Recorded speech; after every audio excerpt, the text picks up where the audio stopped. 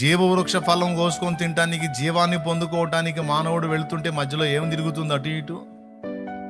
అటు ఇటు తిరుగుతున్న ఖడ్గ జ్వాల నుంచెను. ఆదికాండము 3:24 చదువు. దేవుడైన యెహోవా అతడు ఏ నేల నుండి తీయబడినో దాన్ని సేద్యపరచుటకు ఏదైనా తోటలో నుండి అతన్ని పంపివేశను.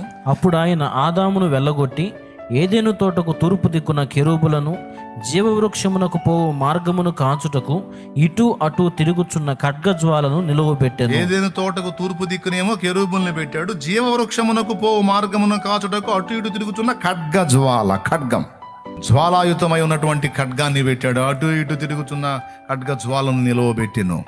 ఇప్పుడు మనం పోయి ఆ పండు కోసుకొని తిందామంటే ఏముంది అక్కడ? ఖడ్గ జ్వాల ఉందంటే ఖడ్గం ఉంది అక్కడ, జ్వాలా సహిత ఖడ్గం ఉంది. మరి ఇప్పుడు ఏం చేయాలా? మరి మనకి ఆ జీవం రావాలంటే ఆడికి పోవాలంటే మరి ఇప్పుడు ఎట్లా? కత్తి తిరుగుతుంది అటు ఇటు.